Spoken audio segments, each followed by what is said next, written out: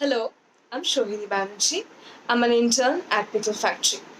Pickle Factory Calcutta is a hub for dance and movement, a space for the dance curious to meet, know, think, talk, and imagine dance. We are working towards a permanent venue in the city, a home for dance that will bring together artists and audiences across the board. A venue that will be a part of an international network of vibrant art spaces.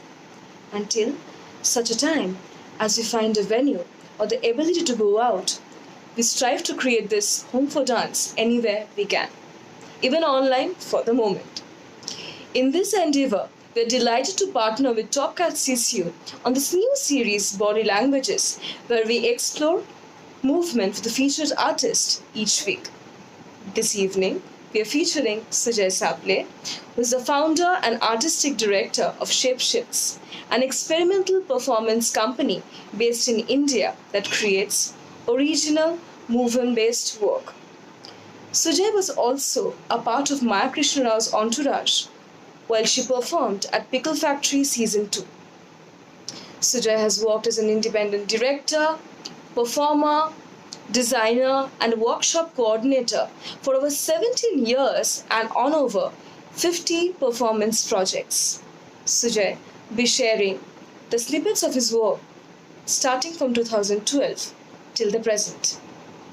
Through this, he will take us through Shapeshift's vision and identity, interests and inspirations, processes and practice, and how these have gradually evolved from project to project. Enjoy.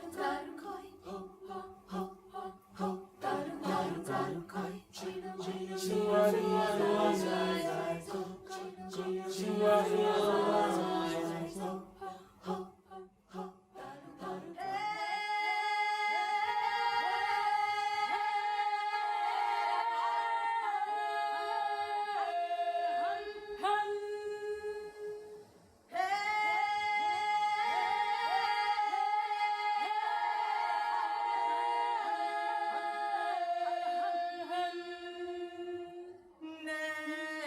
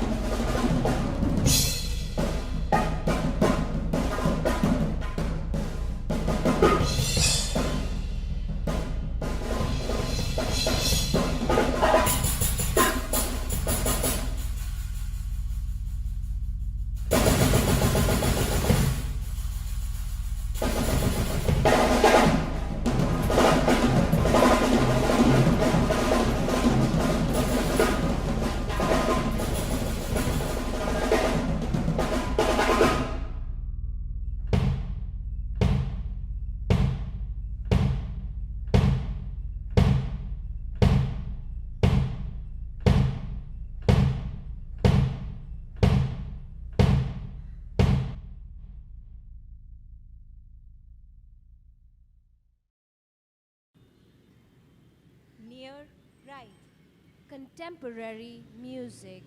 Gold lighting.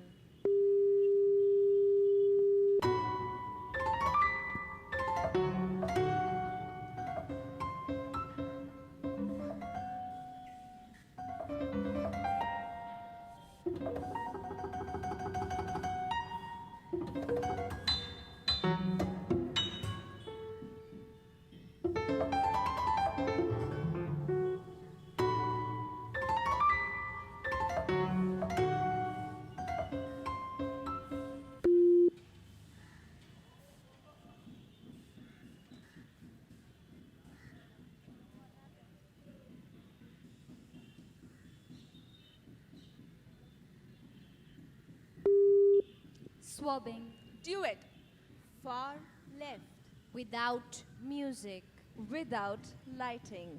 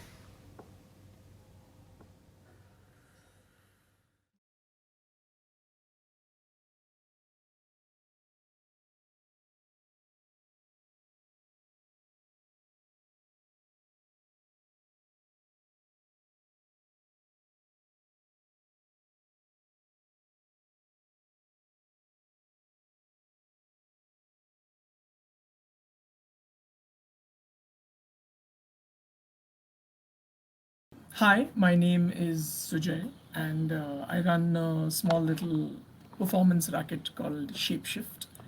And we make experimental performance work.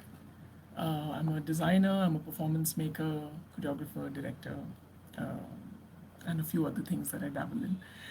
And I'm very, very, very happy to be here on this really exciting venture that Top Cat and Pickle Factory are doing, uh, which keeps some of us busy since we're currently jobless artists.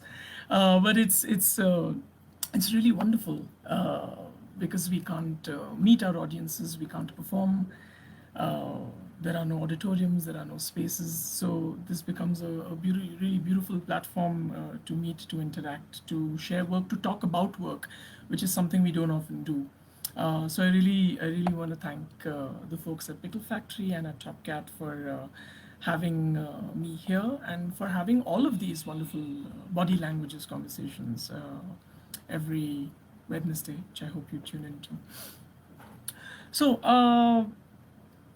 I hope those of you who are here, I hope you saw the videos that just happened. I just saw them as well. It was kind of strange to see all my work one after the other in one line. I don't think I've ever done that. That too backwards. It was it was kind of strange. It felt like a whole decade passed by. But hopefully, if you saw that, you have a small sense of the sort of work we do at Shapeshift. And I hope for the next half an hour or so, we'll chat about it. We'll talk about why we do it and how it's changed and evolved over the years. And I even have a small little imagination exercise that we could probably do together for those of us who are here. It's so strange since this is not a Zoom meeting. I can't really see anyone's faces. I can't tell if there are people or not. So I actually feel exactly like how we feel on stage. We can't see the audience. We don't know if anyone's there. We just have to pretend that there are, 500 very, very curious and interested people who are looking at us. So we're going to start. So, like I was saying, at Shapeshift, we make movement and visual work primarily. Uh, it's somewhere hybrid and in between, and in liminal spaces in between fields, in between styles, in between genres. It's interdisciplinary, somewhere between dance and theater. Uh, you could say that, but it's performative, it's live, and whatever it is that we do, however it is that we think about making, I think the moving body is at the heart of our creative process. And I think that's probably why Top Cat and Pickle Factory were interested in maybe having me here and talking about the work.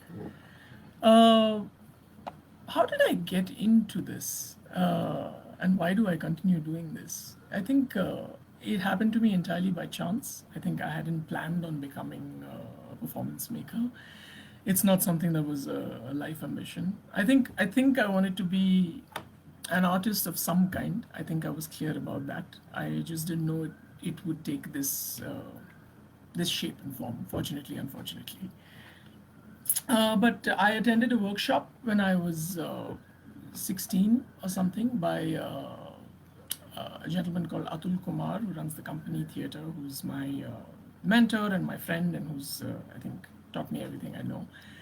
Uh, and I think that it just flipped there. I didn't realize it, and I was getting sucked deep, and one thing led to another, and this is what I do. The workshop led to performances, to watching performances, to other workshops, to working professionally, to creating my own. And I spent several years after that working as a designer, as a freelance performer, as a ghost director, co-director, conceptualizer, as a sounding board, and so on and so forth for other people's work. And I think finally in 2012, I decided enough is enough. I had to stop being cowardly, and I had to stop, beating around the bush and pretending to be busy. And I just felt like I had to start. And that's when I started Shapeshift, and that's when I made a piece called Unselfed, which was the very last piece in the video that you saw. They went backwards, I think. Uh, And I think I started Shapeshift because I wanted my work to have a certain kind of identity or a style, and I wanted to build an audience that is interested in that sort of work. Mm, and this work really was influenced by the time I had spent before starting Shapeshift in 2012 and becoming interested in the sort of performance work that I will make in the future, 2012 onwards. And this had to do something with watching a whole bunch of theater and performance when I started when I was 16 years old. And I think personally I got a little bored very quickly of the regular stuff that was happening on stage, regular theater, if you want to call it that, where there are characters and there's a story and there's furniture and there's talking and people come and talk and there's a situation and there's an introduction and complication and solution and so on and so forth. Nothing wrong with that sort of realistic work. And it does, what I'm saying is not to undermine the kind of rigor of realism, and there is some fantastic work in that zone as well. It was just a personal preference, it just didn't really excite me. What did excite me was visual arts, contemporary visual arts from here and around the world, and contemporary dance from here and around the world from a long time, since I was 15 or 16. And whenever I would watch stuff like that, when I would watch contemporary dance, when I would watch performance art, when I would watch installation art, the more I watched it, the more I felt, man, this belongs on stage. This should be on stage. And something about the way it engaged my mind and my imagination really, really excited me. And that's the work I dreamt of creating, and which I eventually started creating when I started Shapeshift, which was a work which is primarily physical and visual, which essentially requires the watcher to engage through a language which is not necessarily a verbal or a spoken language driven by logic, but rather a language which is evocative, which is suggestive, the language of movement, the language of visual signifiers, of shape, of color, of texture, of sound, of placement, of visual metaphors, essentially. And that's something that really excited me and continues to excite me, and I think will be at the core of my practice. I think it's best summed up by a quote by a theater director called Robert Lepage from Quebec, and I'm paraphrasing here. But in one of his interviews, somebody had asked him to sort of respond to the general lament that's very common, that with the coming of cinema and the coming of television, it sort of brought on a decline in theater and in the end of live performance art. And he said something really lovely, and again I'm paraphrasing, and he said that cinema and television has not brought an end to theater. It has not brought an end to performance art, but it has set performance free. And that performance and the stage doesn't have to have the burden of representing reality anymore, of having verisimilitude to real life anymore, but it can become what it was truly always meant to be, which is a space of the imagination, a space of metaphor, a dream space. And I think that sort of sums it up for me. And I really like working like that, and I really like watching work like that, which evokes through what you see and what you hear, and not so much necessarily what you understand. It's not on a premium, it's not a prerequisite that a cognitive understanding is important. But that you associate with it, and I feel like one of the reasons why this continues to have great meaning for me is universality. I feel it's the sort of work that anyone can connect to, and I think it's a misnomer and a somewhat elitist notion that people feel that abstract work or experimental work is meant for urban educated audiences. I think that's complete rubbish. In fact, I feel it's more universal. Uh, as long as you can see and you can hear, that means you can absorb and you can process. Whether you like it or not is another story. But just the way you can see and process a sunset or a child crying or a weird shaped crack in the wall, and it will do something to you or not. Similarly, I think movement and visual work has that quality. Uh, so that's sort of the core of why I started doing what I do, and also why my little racket is called Shapeshift, because it's not always one thing. It's constantly changing shape. It's constantly working with other disciplines, from the visual arts to music to theater to contemporary dance. Even my collaborators are sometimes in the same piece are sometimes contemporary dancers or movers, actors, spoken word artists, musicians, and all of us sort of come together depending on what the piece is, in a laboratory like environment, and we toss ideas around, and we devise our work, which is to say that we keep trying things out, we keep improvising, and slowly over time, a work begins to take shape.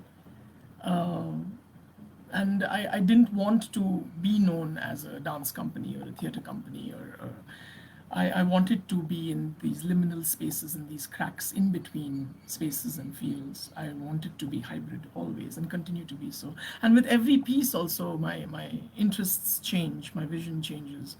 Um, and that's why we're constantly shape shifting. Heck, who knows? In some time, I might just make a completely realistic spoken word play with lots of furniture on stage. That might happen as well. I hope it happens. In fact.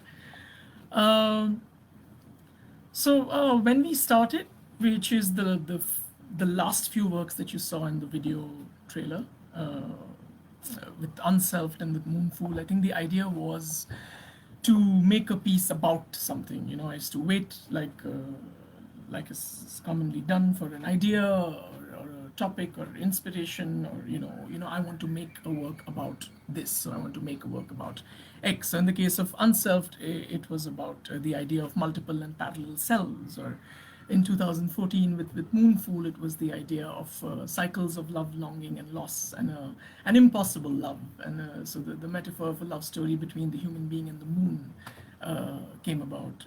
So once we had that, we found a team and we set about making a work, and we kept trying things uh, on the floor with our performers, with our collaborators, uh, and we work very collaboratively.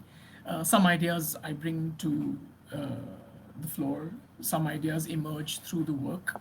We don't decide. Sometimes an idea that can feel really, really exciting and interesting on paper yields nothing on the actual floor. And sometimes your performer might just do something fantastic and it opens a door that you hadn't even thought of. So I really like working like this. Uh, because it's not just the final product that's live, but the way of making it is also live. It's not cooked up on a desk by someone or by me in my head. It's actually made and cooked on the floor. Uh, and there's lots of rubbish that happens, lots of improvisations that don't get used. But if you're having a good day, there's always something that you can keep. And slowly, as you keep working and working, things begin to connect, things begin to join. Themes and motifs and inter connections and links begin to emerge, uh, and slowly you begin to make sense of a flow, of a structure, which is not necessarily logical, but it's experiential, it's associative. uh, and the structure or the script, if you want to call it that, is the last thing that that you have in your hand, and that too keeps changing with shows.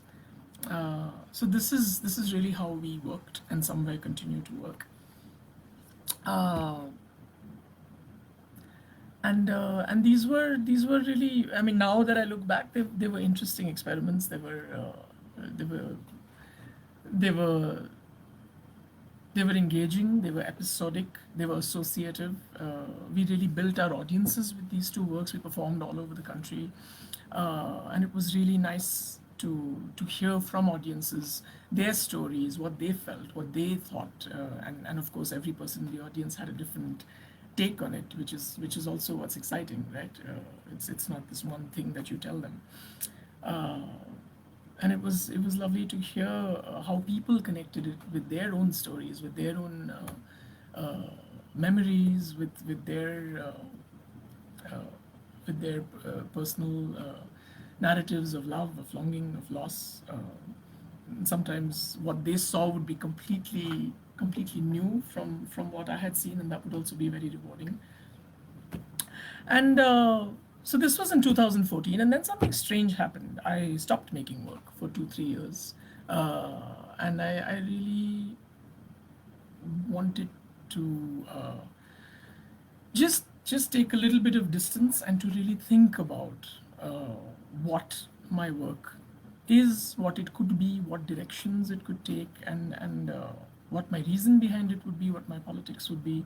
Why am I even making work other than making, interesting or emotional or strong or beautiful pieces? Why, other than making an interesting thing, a beautiful thing, what else is there? And this was a really interesting period for me. This was 2015 and 16 and 17, and I really started thinking of what is my form, what is my language, what's my aesthetic, what's my style. Is my work just derivative from the kind of things that have inspired me? And this was also a time when I was doing a lot of workshops, residencies, a lot of conversations, very wonderful conversations, debates with artists from here, artists from other fields, artists from all over the world. There was a sense of exposure and perspective that came to really understand things like what does it mean to be a contemporary artist in India. What are the sort of cliches and expectations that are there? What are the sort of economic and also political frameworks? And when I say political, I also mean like the politics within the cultural field within which my work is located. And there were a lot of these expectations of what is unique about my work. What is my identity? And oh, I'm from India, so does it have to have an Indian identity? And that also led me to the question of what is that supposed? Is it supposed to look like something? Is it supposed to sound like something? Because these signifiers that make a certain work Indian looking or Indian sounding are also the sort of filters or the sort of cliched lenses through which people look at these works, right? And so there was also this understanding of what is my idiom, how can I make work that is authentic to me and that also responds to my immediate surroundings, that responds to the sort of politics within which I'm living in. The sort of formal languages that I'm jostling with, what is the sort of very, very complex and layered and very eclectic identity of contemporary dance in India. And why should I be making work that is exoticized? And the other thing that that happened was also this understanding of if one is to respond to one's context, to one's surroundings, then it was also completely impossible to deny what was happening in the country in 2014 and 15 and 16. It was a crazy time, and not just in India but around the world. The current political party had just come to power. There was an extremely sharp and palpable rise in a sort of totalitarian attitude, in a very like an insidious majoritarianism that was setting in. there was there were lynchings happening all around. There were IT cells coming up. Anyone who said respectfully, even said anything that was contrary to mass public majoritarian opinion, was horribly like thrashed online, was sent death threats and rape threats, and it was a crazy time, and a very scary time, and a lot of my friends and my colleagues suffered. And it just felt like, man, how is it that one can talk about one's context without talking about this stuff? It's impossible. It felt like there was no choice anymore. But at the same time, with that came fear, because there was just this fear that, oh my god, I don't know anything, I wasn't a journalist or a political science student. I wouldn't call myself the most clued in person to current events and current politics, and it just always felt like I don't know enough. We don't know enough. So since we don't know enough, let those who know do. And there were a lot of wonderful people doing a lot of wonderful work, from activists to activist artists to collectives to, and at the same time, the rest of us continued making our happy-go-lucky work, and kept getting troubled by the news and the things going on. And whenever we would take a break from rehearsal and drink chai, we would talk about, oh, did you hear this happened? Oh, it's so horrible. Oh, did you hear this person was lynched and that happened? And yeah, it's terrible. And then we finish our chai and we go back completely disconnected to making work that has nothing to do with it, because we feel we can't. We feel we ought not to. And this was really a problem, and it was getting to a point where I felt like, you know what, it's actually an excuse. We're actually hiding behind this notion of, oh, we don't know enough, so let's not. And it felt like you don't have to know everything. You're not writing a thesis. You don't have to know everything about everything. You can start small. You can start with what you know, and even if you make an ass of yourself, even if your work is very simplistic or derivative or naive or lopsided or utopian, it's okay. It's okay. It's okay to have a bad work, but it is far worse to not respond. Uh, and out of that necessity, I think in 2017 finally came a work called Agent Provocateur. Uh, and the reason I'm spending so much time talking about is because I think it marked many shifts that happened in Shapeshift's journey, and I'll talk about that. I still don't feel I'm the most politically woke person, but I think Agent Provocateur really resonated with the sensibility of that time. It really resonated with our audiences, with a lot of angst and fear and rage that people were feeling. It was also a strange one. I must share the story because it happened in such an odd way. I knew I wanted to talk about these things, but I didn't know where to begin. I didn't have an idea the way I did with Unselfed and Moonful.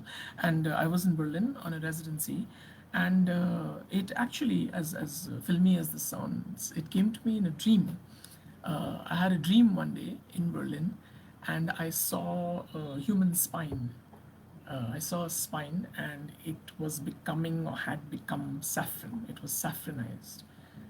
That was the image that came, where it's not just the minds and the sensibilities and the textbooks, but it's our very body and its responses that are getting saffronized. And I woke up from that dream and I had it. I knew it. I knew that I have something to start with. I don't know what the rest of it is going to be, but I'm going to start. And this image is going to see me through, and it actually did. This is one of the last images and the strongest images in the show, in fact. Couple of really interesting things happened with that, and it really marked what would happen to Shapeshift and Shapeshift's work in the year after that. The first of that is collaboration. And I have really discovered and continue to discover with each project after that the joys of collaborating with wonderful artists and minds and friends. I think with the earlier works in 2012 and 14, Unselfed and Moonful, I felt it was all me. it was in my head, or it developed in my head, and there were the performers, and of course the process was very collaborative, but it got realized through that way. But I didn't have an equal partner. I didn't have an equal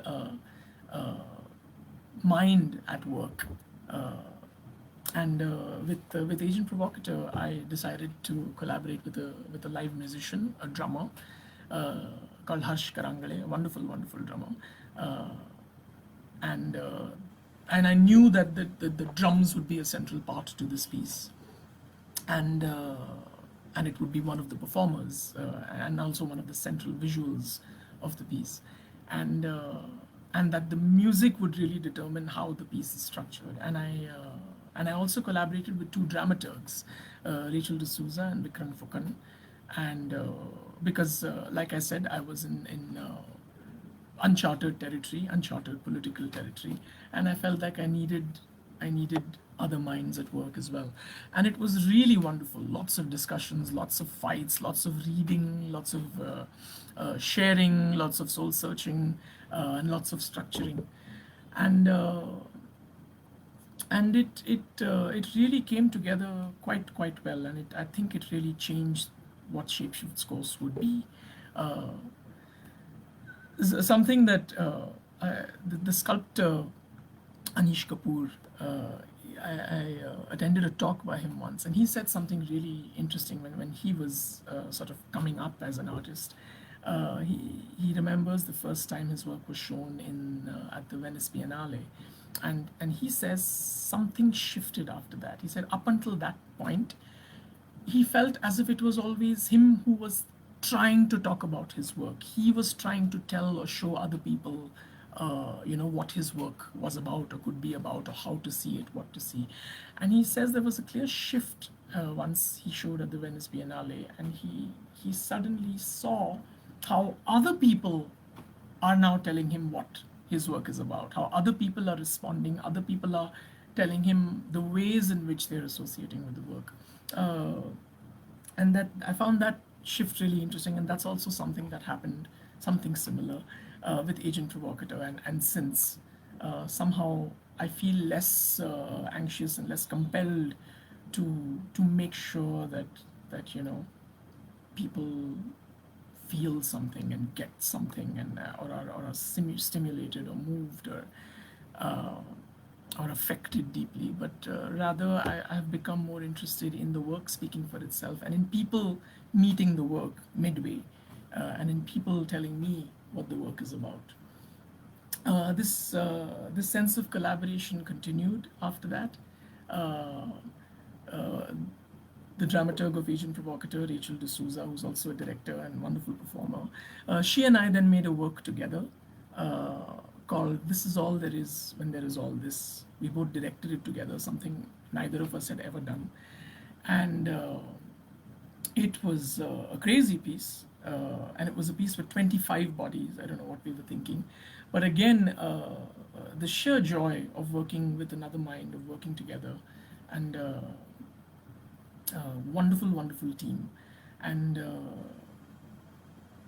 the shift that came here, which is again what I want to talk about, was this also idea of wanting to create work about something, and all my previous pieces have been like that up until this point.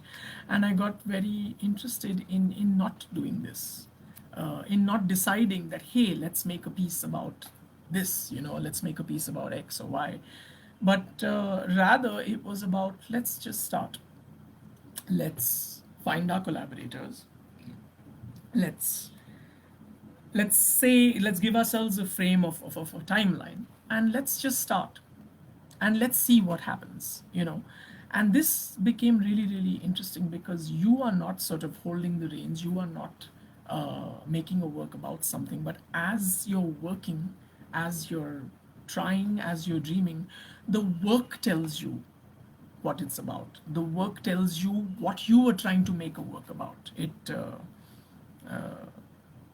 tells you what perhaps were subconsciously or consciously your concerns, your anxieties, your worries, your dreams. So what is it that you really wanted to talk about? It's almost like a shrink, you know, that that will that will sort of, through what you do, make you realize what is it that you wanted to right now currently talk about.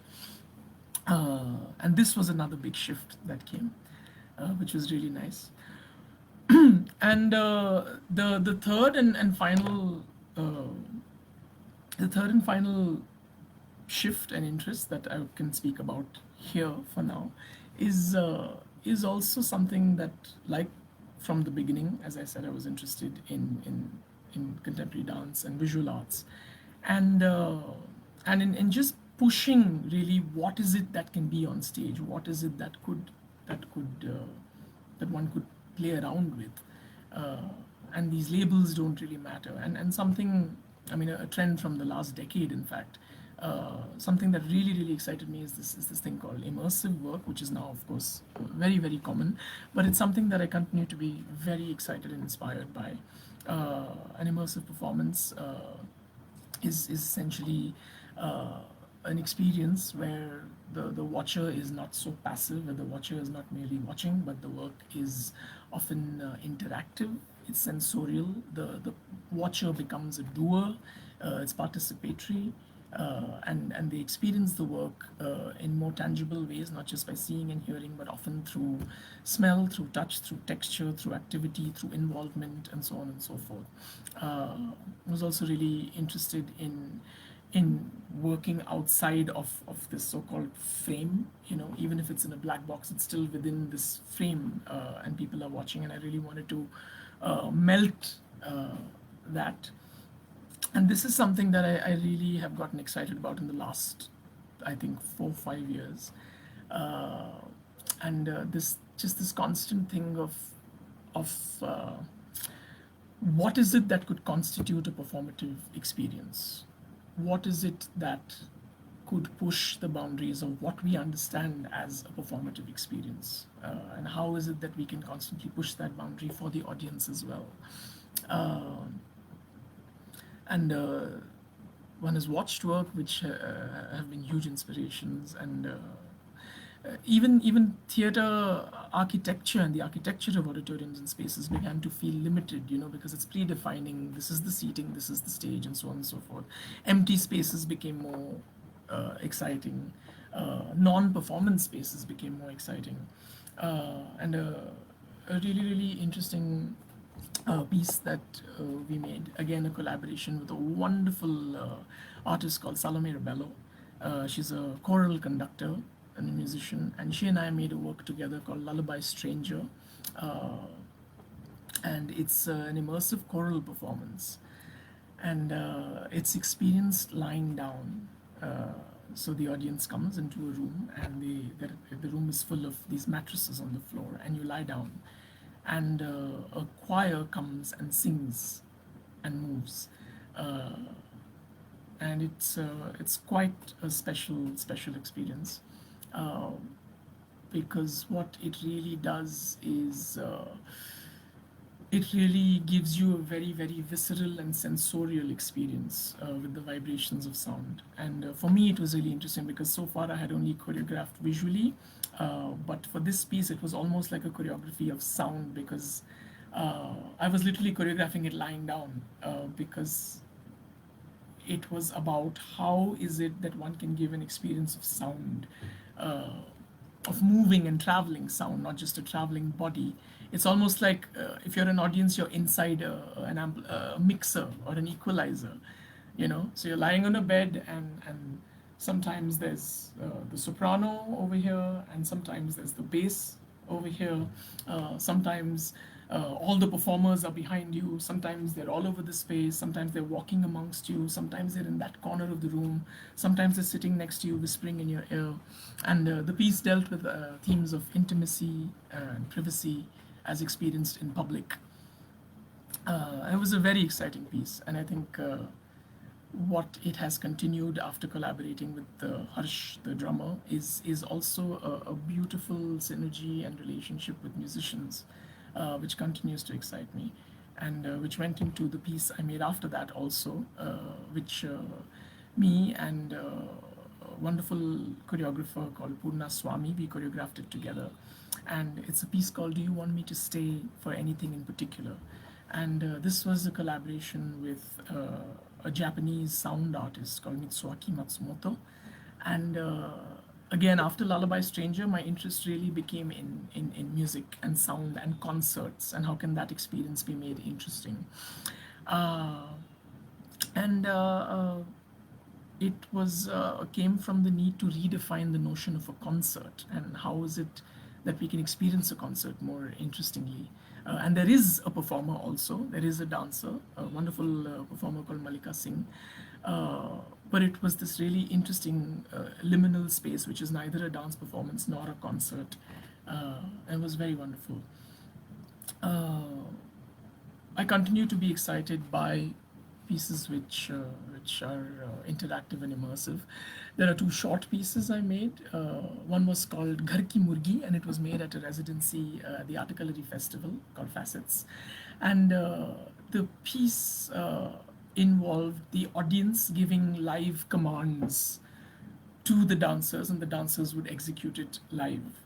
And it was, I think it came from an interest in wanting to get the audience involved in simple aspects of choreography. So there were menus in different parts of the auditorium. So menus related to space, menus related to lighting, to sound, menus related to actions and choreography, menus related to the grouping of bodies, so duets or trios or quartets and so on and so forth. Simple things. And depending on what choices the audience make, the performers would perform live. And this was an interesting experiment that came about. And the other one I'd like to talk about, which also you saw, was a piece called Sculpting Intimacy. And this was somewhere a response to the conversations and many fights about the criminalization of homosexuality. And this was performed as part of the Kalakuda Festival for an artist collective called 2020 at the Hanuman Circle Garden. This was a public performance installation. And I somehow wanted to implicate the audience more. I wanted to involve them more in the conversation around the decriminalization of homosexuality. So the piece was very simple. There are two male bodies. It was performed by two wonderful performers, Atul Kumar and Danish Hussain. And it was in a park, and lots of crowd. And they were on a floor or a bed of bubble wrap. And the invitation to the audience was simply to mold and to sculpt these performers in positions of intimacy. So the audience had to actually touch these performers' bodies and move and sculpt their hands, and the performers would hold them however they had been sculpted. And it was a really interesting experiment. And there were all kinds of responses. And it was interesting because more than what they made the performers do, I think the exercise was very telling on how that group of people think about intimacy, about two male bodies, about homosexuality, about affection in a public space, and so on and so forth. And it was really wonderful. So I think we're at a space now where really, when I look back now, especially now along with you guys, when I saw all the trailers, and when I think of how and why I was inspired by visual art, installation art, contemporary dance, I really feel now in the last 4-5 years is when all of these things are really coming together in my practice, and these collaborations are coming together, and a need to create work which constantly pushes the envelope, which pushes the meeting of forms, the meeting of disciplines, and really pushes what a theatrical experience can be, a performative experience can be. I think I've been talking a lot. Is there a question? Is there anything? We could take some questions. If not, I could do a small little exercise with you guys. It's literally 5 minutes. I'd like to read something, and it's a set of instructions, and it requires you to not do anything major, but just to stand or sit in your chair and follow those instructions is all. Again, it's very strange to do this because I don't know who's listening, who's watching, but I'm going to trust that you're listening, and I'm going to trust that you're going to do it sincerely, because it requires you to close your eyes. So this is a little excerpt I'm going to read from an old performance piece by a wonderful company called Complicité, and it's a piece they made in 1999, a piece called Mnemonic, and this is the opening of that show, where a narrator of sorts comes and makes the audience do this exercise. So I've paraphrased it and edited it a bit, and I'm using it freely. It's not by me, it's by Complicité. And I've sort of tweaked it and edited it. So I hope I'm allowed to do that. And I think with COVID and with the lockdown and where we find ourselves, and really this need to connect and this need to stay connected is so strong and so longed for, and I felt this might be an interesting exercise to do. So I'm going to read this, and what I would like you to do is, I hope we're ready, something very simple. So hold up your left hand like this, right? And just imagine that you're holding a leaf in your hand. Yeah, simple, flat leaf, green leaf. And you're looking at it, you're holding the stalk, and you're looking at this leaf in your hand, okay? Is everyone doing that? Has everyone got me? Okay, so now close your eyes, okay? Please do this. It's no fun if you do it with your eyes open. You've seen my face for long enough. So close your eyes. Now think back to remember. 2 hours before this Facebook Live talk, where are you? And who are you with? Probably the memory will come very quickly. So let's go further back. 2 weeks ago today, at exactly the same time. Now where are you? And what are you doing? Probably a little bit more difficult to remember. So let's go back to a time which perhaps could be more clear in your imagination. New Year's Eve 2010, the end of the last decade. Do you remember? Where are you? Are you inside? Are you outside? What plans are you making? You may be getting some fragments of your memory, or maybe not. Let's go further back. Let's go about 18 years ago. Can you remember March 2002? Difficult? Let me help you on this. It's just after the Gujarat riots, where over 1,000 human lives were lost. Perhaps it's completely empty in your imagination. Let's go even further back. Let's go back to the first time you wanted to kiss somebody. Who was it? And did you? Now let's take our journey even further back. Imagine that you are 6 years old. It's summer, and you're standing outside your house. Look around you.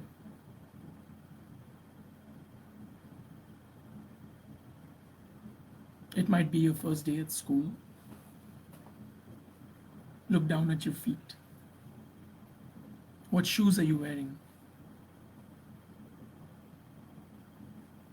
Now, in your imagination, look up behind you. On your right-hand side, it's your mother.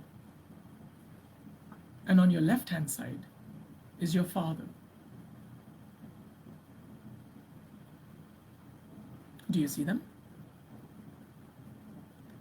Behind your parents are their parents, that is, your grandparents. And behind your grandparents are their parents, that is your great grandparents. So 8 great grandparents, 4 grandparents, and 2 parents all are looking at you when you are 6 years old. Now feel the leaf you're holding in your hand. It has several veins. Imagine that each vein is a line of your ancestry, all coming down to you, the stalk. Now, in 100 years, we know there are approximately 4 generations, correct? So if you look back along the line standing behind you, at the beginning of the 19th century, there will be about 256 of your ancestors, assuming, of course, that none of your family is related. At the beginning of the 18th century, there is a line of 4,096 people. At the beginning of the 17th century, approximately 65,000 people. And at the beginning of the 16th century, if you continue the same calculation, standing behind you are 1.5 million people. If we continue this calculation, about 1,000 years ago, if there were really no kinship ties, then this line will be longer than nearly all the people who have ever lived. Now, this, of course, is not possible. But what it definitely means is that you must be related to each and every person watching this Facebook Live post. Thank you. You may open your eyes. I hope that was fun. That was from Mnemonic by Complicity. I was hoping there'd be some questions. Are there any?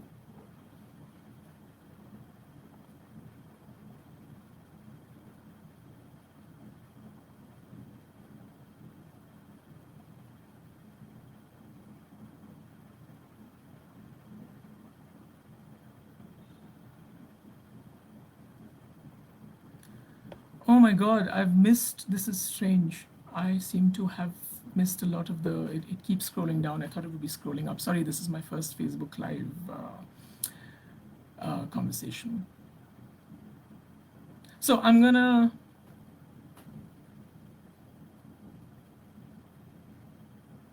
there are a few questions, I'm gonna read them. I think I have answered them. One of them is from Dana Roy. Hi, Dana. She said, when you made your first piece in Shapeshift, what was the drive that made you create that first one? Usually crossing that first step is the tough one. I think I've answered that. And yes, making the first one is the bloody hardest. Srijani Ghosh also asked the same thing. What triggered the first piece of art you created and how did you creatively execute it? Dana Roy again, she says, amazing inhabiting the in-between space, but that must also be tough to explain to festivals and audiences what it is. Artistically, you talked about being free, which is a fantastic space to be. Do you feel the same when it comes to other people programming your work or say buying tickets for your work? Is that a challenge? Yes, Dana, it is a challenge. And we've won some, we've lost some. Very often we've applied to dance festivals and they say this work is too theatrical, and when we apply to theater festivals they say this is all dancey. So it's a bit of a loss, but that's also usually a good sign because it tells you that your work is actually exactly where you want it to be, which is in the in-between liminal spaces. I feel this was also maybe 10 years ago. I think people have become a lot more open now about new kinds of work, new ways of experiencing work, new formats. Unfortunately, there are not too many festivals that there are really a handful of festivals that take experimental work. And even those often, because of their curatorial design, in all fairness, have certain themes, and your work doesn't always match that theme. The other issue also is spaces, right? And if your work requires particular kinds of spaces, certain festivals are not able to accommodate that because they happen, in regular venues. But I feel a lot of newer festivals are becoming open to that. I mean, there is the Serendipity Arts Festival, the Kochi Biennale, and Pickle Factory's own festival, which happens at various kinds of venues. And I think there's a lot more openness now.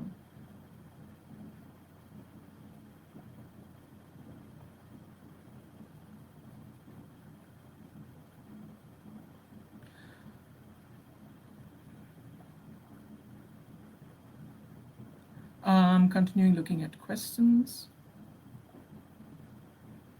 Okay, so it seems like a bunch of people did the exercise. That's lovely.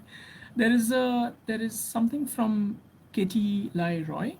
She says, after the concept, do you start with the music or the movement? Katie, to answer you, uh, it really depends. There's no one sort of rule of thumb. It depends on the piece. It depends on which particular piece.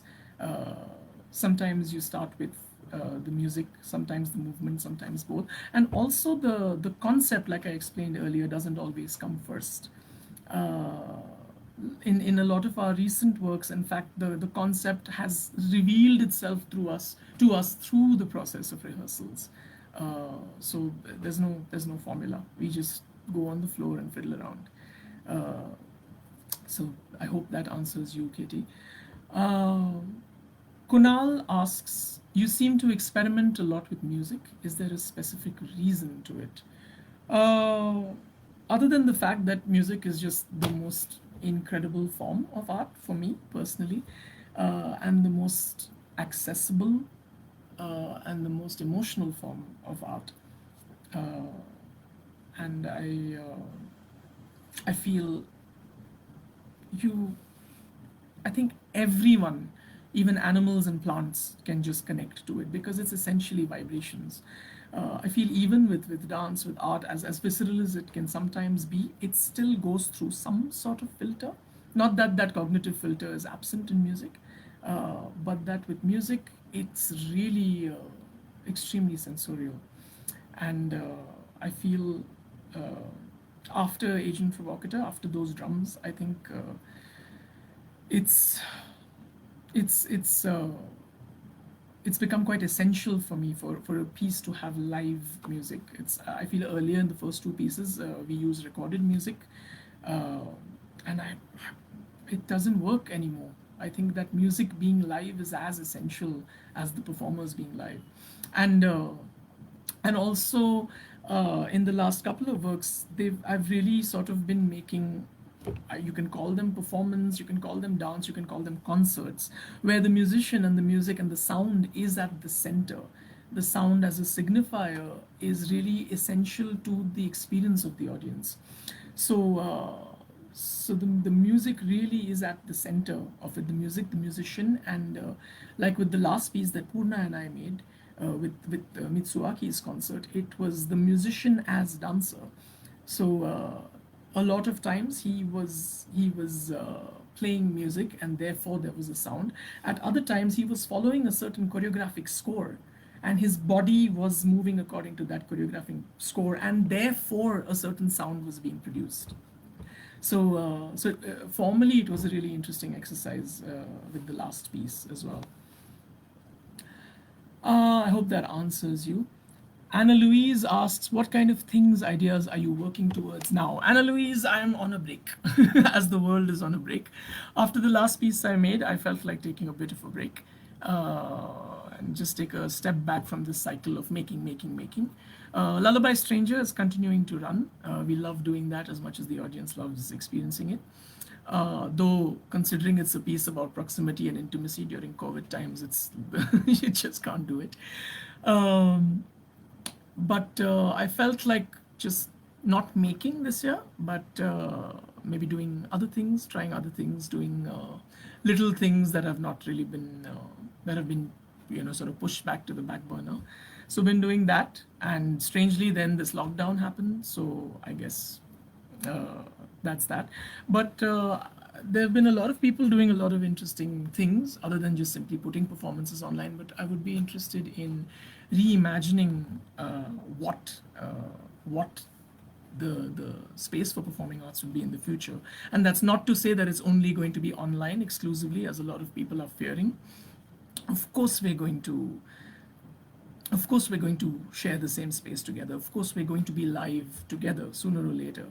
Uh, so I'm really interested in trying to imagine what that live space could be, not so much the digital space, even though that's an exciting space. But it would, I mean, if I am to start imagining things, it would be nice to think, how is it that we now meet? And Purna, who I worked with for the last piece, she and I have been talking about, and she's wanting to explore this idea of distance, because it's like in this time of distance we're craving intimacy, but when we come to a shared space, we will be intimate, but yet we'll have to experience or explore distance, and what then could that be? That's something that might become something, I don't know. But hopefully we'll be on the other side of this soon, and then we'll know. Srijani asks, is there any genre of art you want to explore in the future? Srijani, honestly, in the last year, with a lot of these protests happening, and a very very debilitating time, but also very very hopeful and hope-giving time has been, when so many people have taken to the streets to protest, whether it's been the CAA and NRC situation, and all of those, and I feel there was really a wave, a spring, so to speak, that was happening before COVID crushed it in some ways. But something that I really have been thinking about, not that one is better than the other, but how is it that one can really address the public space? How is it, because I feel, even though a lot of our work might be off politics or political, and I somewhere, I mean, if I think of myself, other than sculpting intimacy, which was a small little attempt in a public space, other than that, I think whatever I have made, whatever I have said, has always been within the safety of a frame, whatever you call that frame, whether it's a gallery or an auditorium or a context. It's protected, it's privileged, it's safe. And again, I'm not saying that that's an inferior space or anything like that, or that space is as vital to any thriving society. But I've been really interested in at least in my imagination, trying to think of, man, how can I make work that can really be in a public interface, and a lot of times the very simplistic concern there is that if you try and make it super universal, it's really dumbed down and stupid, which is a lot of times the way we respond to our public art. It's really often oversimplistic, and it feels that it needs to be, ought to be. But I feel, how do you grapple with it being accessible, whom it can speak to, who can speak back to it, and how can it still be communicative and vital and strong, and at the same time not extremely simplified. And I feel a lot of that is being done in the visual arts. When you I mean, the best example would be, let's say, the works of Banksy, if you're aware of the enigmatic invisible graffiti artist Banksy, where I mean his sort of visual metaphors are very very simple and accessible, but at the same time extremely topical, in your face, and even the way he goes about it is completely guerrilla and sort of anti-establishment in every possible way. So I feel the visual arts, seem to sometimes get it right, but I feel, how would I think I would really like to like to really get into the space of an intervention. You know, I hope it's scary and challenging, uh, but yeah, would be fun. Would be fun to try that, Srijani. Thank you for that question. I think it's time up, isn't it? It's been an hour that we've been yakking for.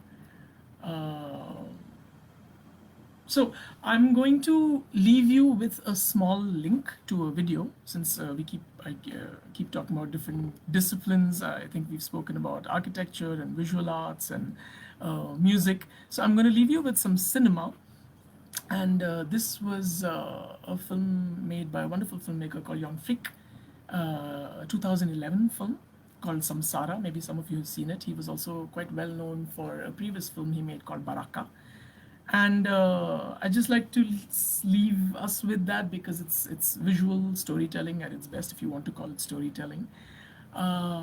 This is someone who just, he and his team took their cameras and just went out into the world to shoot, and they just shot everything from geological to cultural to cities to ancient practices to nature to all kinds of things, and then he sort of put it together. So I know it's sounding a bit like a National Geographic Discovery Channel sort of thing, but it's not, because I mean he's a poet. He's someone who really, as an artist, thinks about structuring and what follows what and how, what is it that you should see and what you should see before and after and what you should hear. So it's the film is 2.5 hours, but the clip I'm putting is the opening sequence. It's an 8-minute clip, but what I'd really like you to watch is the first 4.5 minutes up until the title comes, called Samsara.